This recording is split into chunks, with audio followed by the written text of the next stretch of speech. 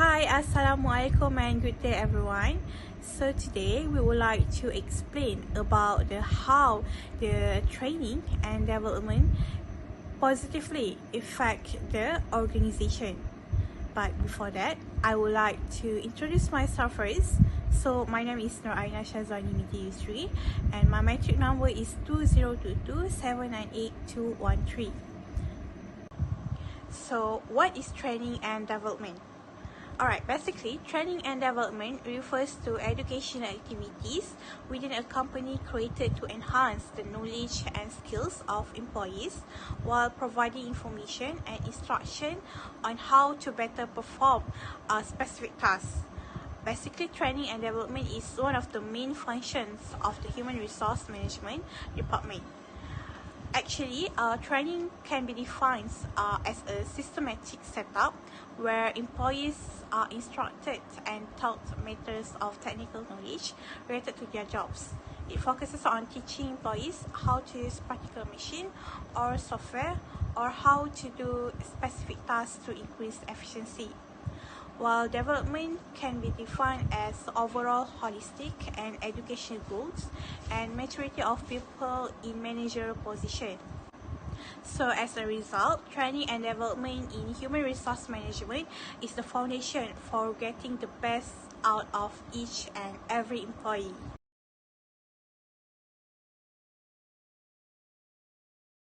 Alright, the next one is I will explain to you guys about the examples of employee training.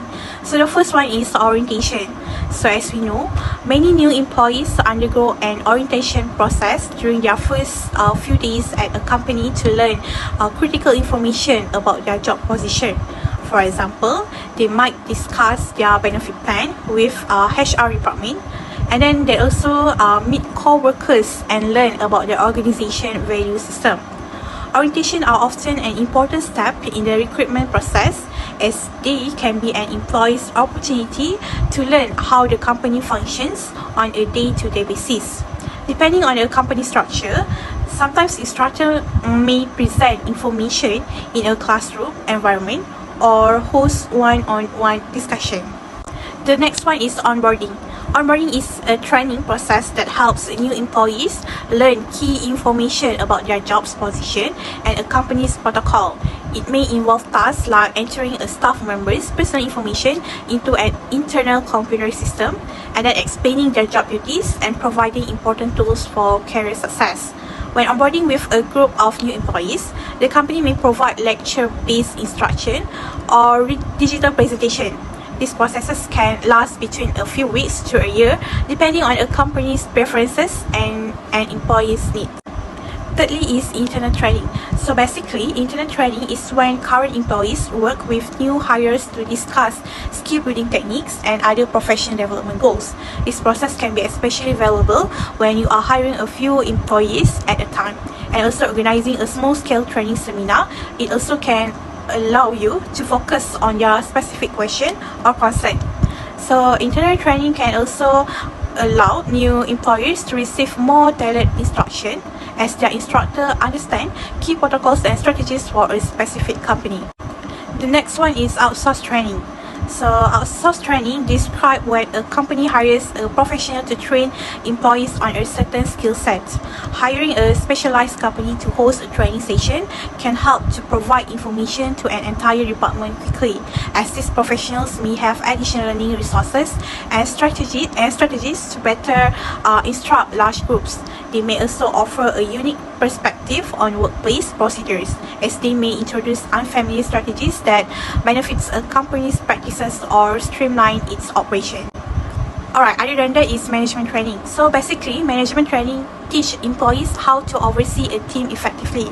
Companies that promote from within may find management training useful, as these employees may require additional resources on how to perform the responsibility of the role. Management training can be a great way to teach new managers about best practices and a company's protocols for supervisors. This employee can also use these programs to build upon the skills that earn them a promotion. Lastly is technical skills training. Technical skills training involves teaching both newer and long-term employees how to apply their technical knowledge to their job position. technology-based companies often provide this type of training program to software development and engineering staff, as they may require specific protocols and requirements for a computer system. Organizations from varied industry that use unique software or computer systems may also find this training program beneficial for employees.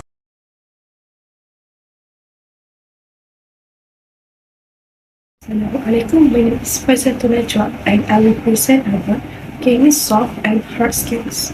Firstly, what is soft skill?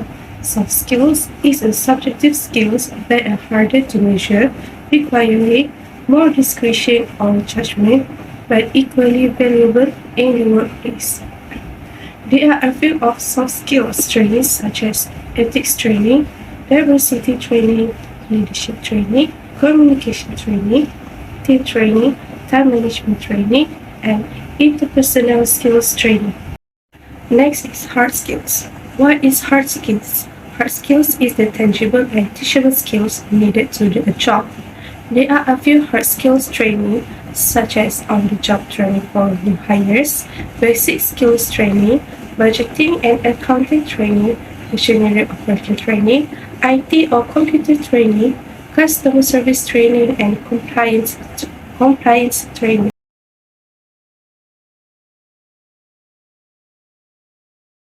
Why improve work experience is important? Work experience is important for getting into any career.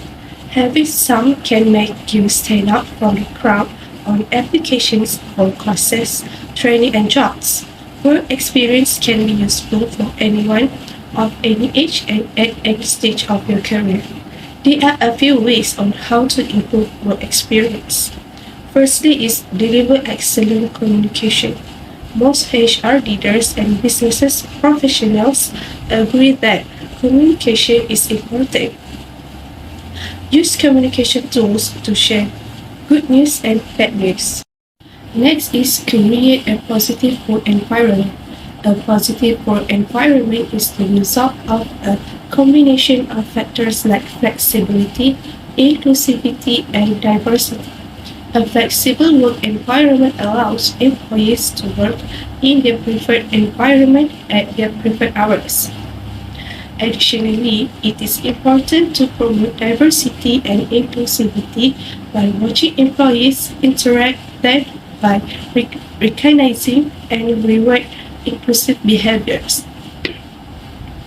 On top of that, cultivate trust in leadership.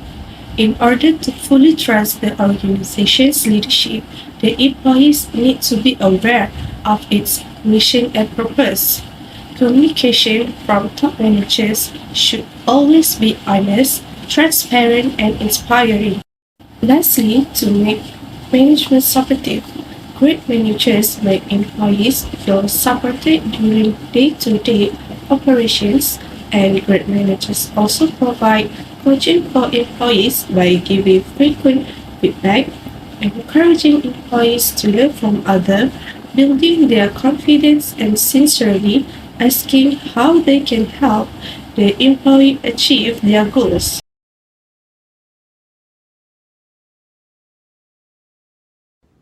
Moving on to the next part, which is by doing training and development, it can improve your company culture. Company culture can be described as how things get done around the workplace, which includes informal and formal system or behavior and value that can create an experience for employees and customers. So when you improve your company culture, you actually can reduce the need for constant supervision, training and development programs can enhance and improving their competence in doing their job. So this improved task management and teamwork help reduce the need for close oversights. Next, by doing training and development programs, it actually provides a clear path for employees to learn and improve themselves, learning and that address specific needs for a current or future job helps employees to set a course of their own success.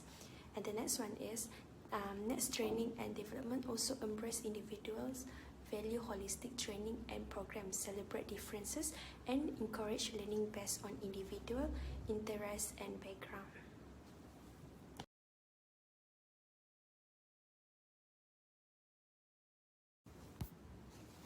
Besides that, training and development also can develop future leaders. Here's a few areas that will positively impact profitability when organizations proactively train their future leader. The first one is actually can reduce waste and rework when organizations take time to train our employees on the proper procedure or process such as change order or handling quality problems. The organization actually can see a significant reduction in waste or rework.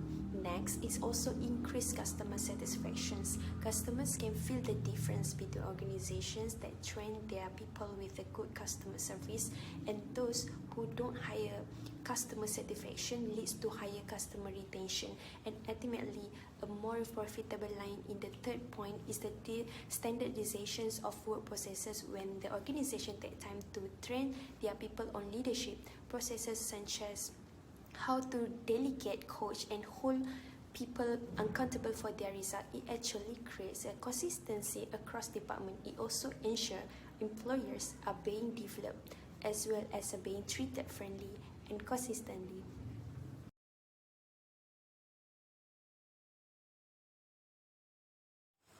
For the next slide, we have how to boost workplace engagement. For the first point, we have lives your vision, mission and values. Employees want to know what the organization they are a part of sees a bigger picture and provides meaning to themselves or others. The second one is focus on onboarding.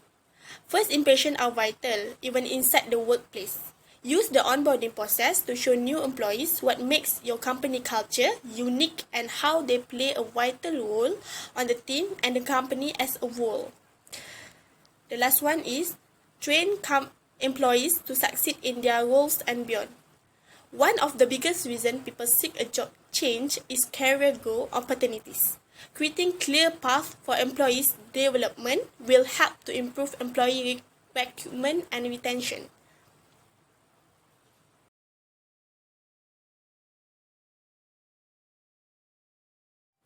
Next is how to build workplace relationship. For the first point, we have know what you need from your colleagues. This requires understanding your strength and weakness. You should know what you bring to the table and where you need support from others. The second one is practice active listening. Trust and great communication skills are the foundation of any healthy relationship. One of the best ways to achieve both of these is through active listening. Be receptive to people's word practice, emotional intelligence, and use non-verbal communication to show you are paying attention. The third one is make your time for your co-workers. If you are working from home, try a virtual coffee break. This will create the time you need for building good work relationship. For the last one, set clear boundaries. Compliment them on their work, bring snacks for the break room, or send thank you notes. This kind of praise won't go unnoticed.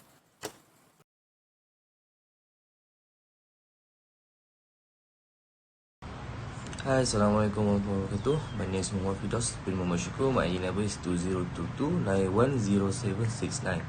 So today I'm going to present about how to reduce employee turnover.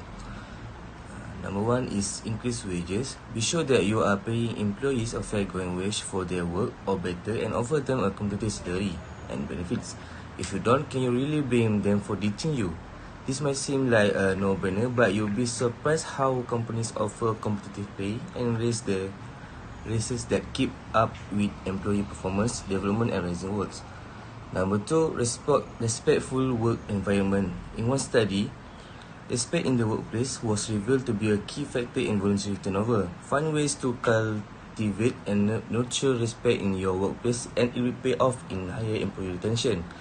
Number three, performance recognition.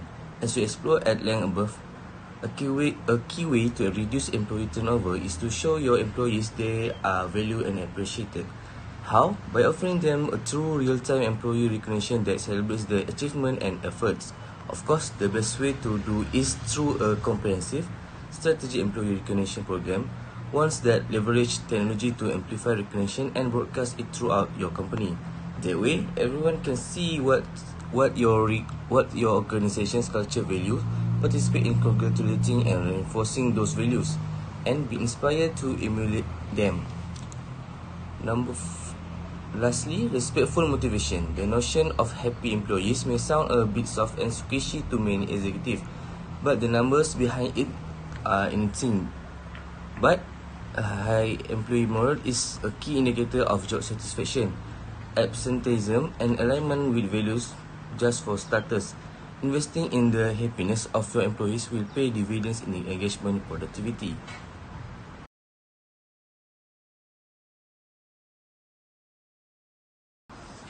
Next, I'm going to present about enhanced employee performance. Number one is KPI. As a human, we need a sense of achievement. As a human, we value a small wins, and by designing a KPI to your team, giving them a chance or opportunity to work, to perform, and also achieve a small, medium, long goals, they feel and experience a sense of human when they achieve their goals and KPI. With this change in our management, we can create wonder employees. Number two, match task to skill. Knowing your employee's skill and behavior style is essential in maximizing efficiency. For example, an extrovert, creative, out of thinker is probably a great person to pitch ideas to client. However, they might struggle if they are given a more rule-intensive, detail-oriented task. Asking your employees to be great at everything just isn't efficient. Instead, before giving an employee an assignment, ask yourself, is this the person best suited to perform this task? If not, find someone else whose skill and style match your needs. Next, communicate effectively. Every manager knows that communication is a key to a productive workforce.